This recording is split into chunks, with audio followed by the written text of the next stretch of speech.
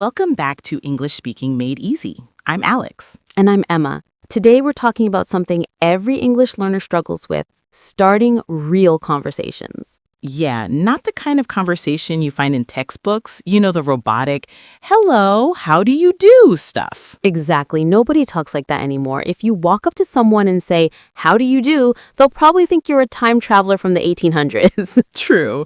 In real life, people say things like, hey, what's up? Or how's it going? It's casual, friendly, and easy to reply to. Right, that's real English. It's not about perfect sentences, it's about sounding natural and making a real connection. Section 1. Why textbook English doesn't work. Let's be honest. Most learners spend years studying English, but still freeze when it's time to actually talk. Yeah, because the English they've learned is often too stiff. Real life isn't full of polite scripts, it's full of messy, relaxed human talk. People say things halfway. They pause, they say or like, they laugh mid-sentence. That's how real conversations sound. Exactly. If you walk into a coffee shop and say, "Good morning, sir. Could I kindly request a cup of coffee, please?" You sound too formal. The barista's probably thinking, wow, that's fancy.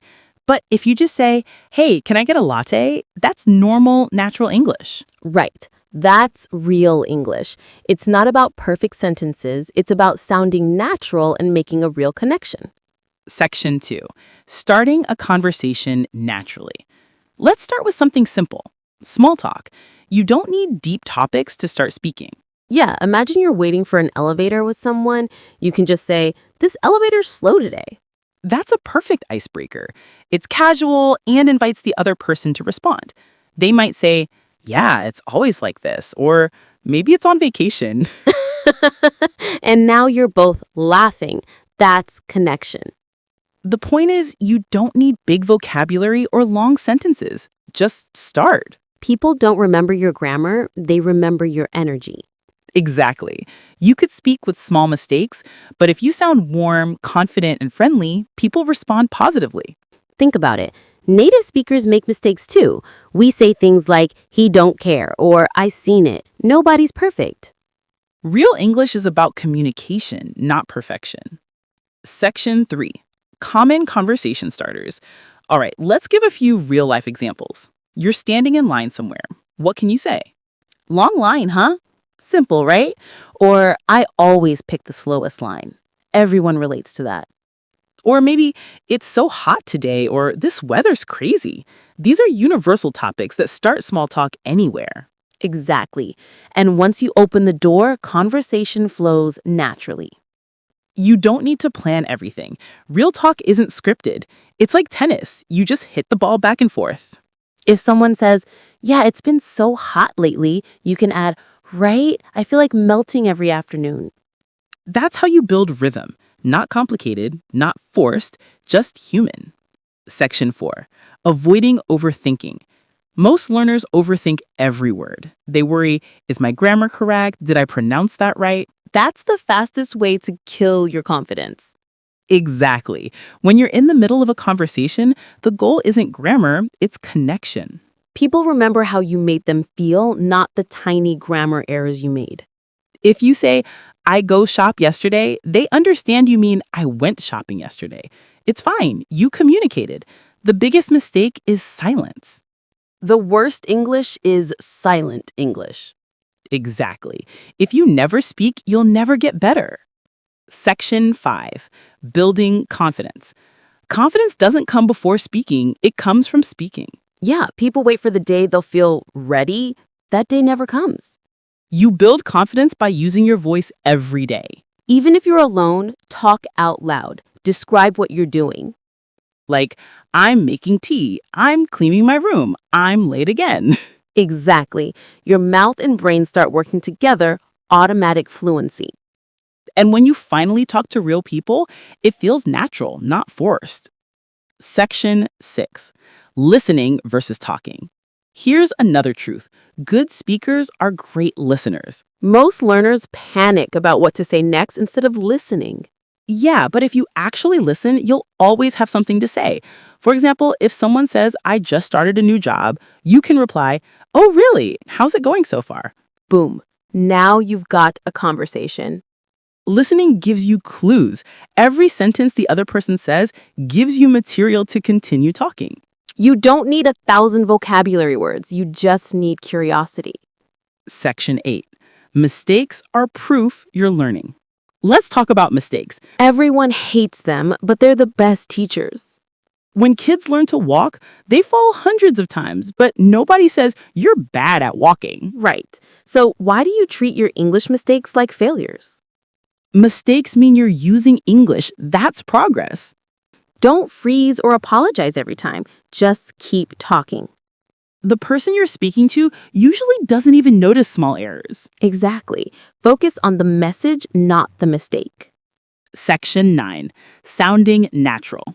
Let's talk tone. Yeah, because even with simple words, your tone can make you sound natural or awkward. If you say, hello, how are you, like a robot, people step back. But if you relax your tone, hey, how's it going? Suddenly you sound friendly. Don't copy dictionary pronunciation. Copy real speech rhythm. Watch short videos. Listen to podcasts. Notice how native speakers pause and shorten words. Like gonna instead of going to, wanna instead of want to. Yeah, natural speech isn't perfect. It's smooth. And that's your goal, not to sound like a grammar book, but like a real person. Section 9. Practicing real English daily. Here's a powerful tip. Mix English into your daily routine. Yep, when you're cooking, describe what you're doing in English. When you're walking somewhere, narrate what you see. Or record yourself talking for 1 minute every day. Then listen back and notice your progress. That's how you build fluency, through small daily habits. Fluency isn't built in classrooms. It's built in kitchens, streets, and buses through repetition. Section 10. Real situations you can practice. Let's make it practical. Imagine you're meeting someone new at work. You can start with, hey, I'm Alex. Nice to meet you. They'll probably reply, hey, nice to meet you too. Then you add something like, so, how long have you worked here? That's natural. It's not forced or weird. Or if you're ordering food, hi, can I get a burger and fries, please? Or when shopping, excuse me, do you have this in medium? Those are daily life phrases, easy, short, and real. Forget memorizing 100 fake dialogues. Practice real ones like this. Section 11. Mindset. Stop judging yourself. The biggest block isn't language, it's fear. Right, you worry about what people think, but guess what? They don't care. People are busy. Nobody's judging your accent. They just appreciate the effort that you're speaking their language.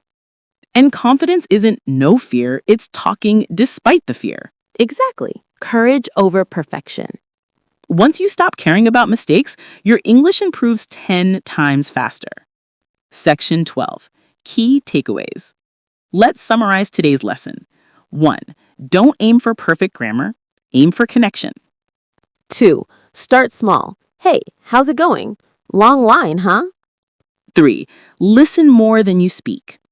4. Speak daily, even if it's just to yourself. 5. Mistakes are proof you're learning. 6. Sound relaxed, not robotic. 7. Build confidence through repetition, not waiting. And remember, your goal isn't to sound like a native, it's to be understood and confident. Real fluency means real communication, not memorized dialogues. So next time you meet someone, just start with something simple like, hey, how's your day? Or, you look busy today. That's all it takes. The first line opens the door, confidence keeps it open. Perfectly said. Outro. That's all for today's episode of English Speaking Made Easy. In part 2, we'll show you how to handle everyday situations like ordering food, shopping, and casual chats with friends. Make sure to practice what you learned today. Don't just listen, speak it out. Speak out loud every day, even if it's just you and your mirror. You're not learning English, you're building a voice. And that's what real fluency sounds like. See you in part 2. Bye for now.